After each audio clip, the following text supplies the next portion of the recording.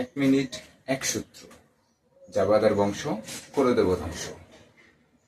আসসালামু আলাইকুম রহমতুল্লাহ বারাকাতুহ। AKS bank পথ একাডেমি থেকে সকলকে আন্তরিক শুভেচ্ছা এবং অভিনন্দন।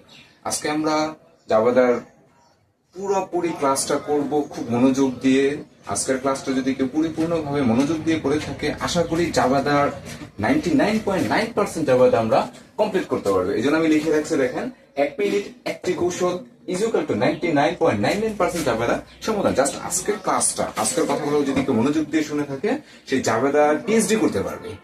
এসএসসি থেকে শুরু করে এনটিআরসি সমস্ত রকম ভাইবা লিখিত সব রকম পরীক্ষাতে যারা অ্যাকাউন্টিং ডিপার্টমেন্টের আছে, আশা করি জাবেদা নামক শব্দটা তাদের ভয়ভীতি থেকে সমস্ত দূর হয়ে যাবে। আসুন আমরা শুরু করি। নর্মালি পরীক্ষাটা আসে কি, বা প্রশ্নটা কিভাবে থেকে একটা প্রশ্ন দেয়। সো প্রশ্নটা আমরা পড়ে ঘটনাটা, প্রশ্ন থেকে ঘটনা, অর্থাৎ ঘটনাগুলো কি করতেছে, এখানে লেনদেন কিনা, এগুলো নির্ধারণ করবো ঘটনাটা, অর্থাৎ প্রশ্নটা ঘটনা আকারে থাকবে। ঘটনাটার পরে আসবে কি লেনদেন। লেনদেন মানে লওয়া এবং দেওয়া, আদান প্রদান। প্রশ্নটা পড়ে আমাদেরকে নির্ধারণ করতে হবে এটা লেনদেন কি না। এরপরে লেনদেন থেকে আমাদেরকে একটু আগে বলে গেছি, লওয়া দেওয়া আদান প্রদান, তার মধ্যে দুটা পক্ষ হবে। এই জন্য এখানে লেনদেন থেকে আমাদেরকে নির্ধারণ করতে হবে দুটা পক্ষ।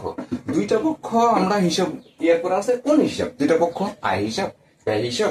এই যে এখানে সম্পদগুলো লিখে রেখেছি, সম্পদ হিসাব, ব্যয় হিসাব, আয় হিসাব, দায় হিসাব, নাকি মালিকানা সত্ত্ব হিসাব, কোন হিসাব সেটা আমাদেরকে নির্ণয় করতে হবে।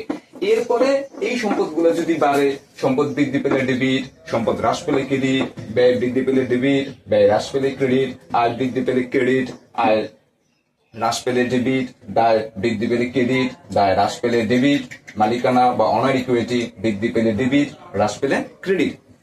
এইগুলো আমাদেরকে নির্ণয় করতে হবে। এরপর সব শেষে আসবে জাবাদা। জাবাদা করে এখন স্টুডেন্টরা প্রায় একটা কাজ করে, সেটা হচ্ছে কারণ লিখতে চায় না। কারণ অবশ্যই লিখতে হবে। অনেকেই বলে কারণ না লিখলে হয়, এটা কখনোই না। জাবাদা লেখার পর অবশ্যই কারণটা লিখে দিতে হবে। ওকে, এতগুলা কথা বললাম, অনেক মনে হচ্ছে না জাবাদা অনেক? স্যার একটু আগে বললো একটা কথা, একটা সূত্র, জাবাদার বংশ করে দেবো ধ্বংস।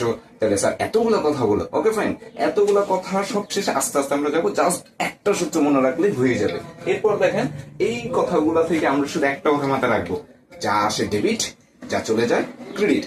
এই একটা কথায়, যা আসে ডেবিট, যা চলে যায় ক্রেডিট, এই কথাটাকে বেস করে দেখেন সমস্ত ঘটনা থেকে এবার আমরা শুরু করি। ঘটনাটা প্রথমে একটা প্রশ্ন দেওয়া থাকবে, প্রশ্ন থেকে বলছি ঘটনা, সেই ঘটনাটা কি করবো, কি আসলো কি গেল, জাস্ট একটা প্রশ্নে কিন্তু বলছে যা আসে যা চলে যায়। তাহলে প্রশ্নটা পড়ে আমরা নিজেরা প্রশ্ন করবো কি আসছে কি গেছে।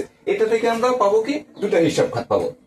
অর্থাৎ একটা হিসাব খাত পাবো কিছু একটা আমার কাছে আসবে, আর একটা হিসাব খাত পাবো কিছু একটা আমার কাছ থেকে চলে যাবে। এরপর কোন হিসাব, এটা কি আমার জন্য আয় ব্যয় দায় কিছু একটা আমরা পাবো। এই পাঁচটা থেকে কিছু একটা আমরা পাবো, সেটাকে আমরা ডেবিট এবং ক্রেডিট নির্ণয় করে দেবো। এখানে হিসাব যেটা চলে যাবে সেটা ক্রেডিট এবং ডেবিট আমরা নির্ণয় করে দেবো।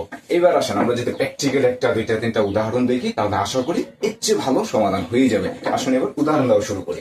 প্রথম উদাহরণে লিখছি কি, এপ্রিল 2 তারিখ নগদে আসবাবপত্র ক্রয়। প্রায় পরীক্ষাতে প্রশ্নটা আসে, আসবাবপত্র ক্রয়, আসবাবপত্র বিক্রি, যাবতীয় 100% পরীক্ষাতে আসে, প্রশ্ন আসবেই।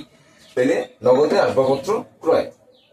আসেন আমরা সূত্রের সাথে মিলাই, কি বলছিলাম, যা আসে ডেবিট, যা চলে যায় ক্রেডিট। তাহলে প্রশ্নটা পড়লাম, ঘটনাটা কি আসছে, আসবাবপত্র আসছে, আসবাবপত্র ক্রয় করার ফলে আমার কাছে আসবাবপত্র আসছে, চলে গেছে, কি চলে গেছে, আমাকে আসবাবপত্র এমনি এমনি দিয়ে দেবে, বিনিময় কিছু একটা আমাকে দিতে হবে, আমি কি দেবো, নগদ টাকা দেবো।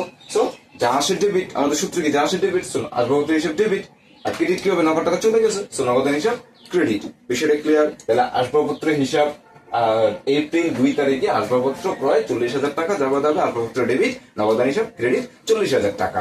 ওকে, তারপর এরপরে লিখছি এপ্রিলের 5 তারিখ যন্ত্রপাতি বিক্রয় করা হলো 50,000 টাকা। সেম এই সূত্রটা, যা আসে ডেবিট, যা চলে যায় ক্রেডিট, সূত্রটার সাথে এবার আমরা যদি মিলাই, কি আসছে আমাদের কাছে, যন্ত্রপাতি বিক্রয় করার ফলে আমাদের কাছে নগদ টাকা আসছে। আমি তো এমনি এমনি বিক্রি করবো না, এমনি এমনি কোনো কিছু কাউকে দেবো না।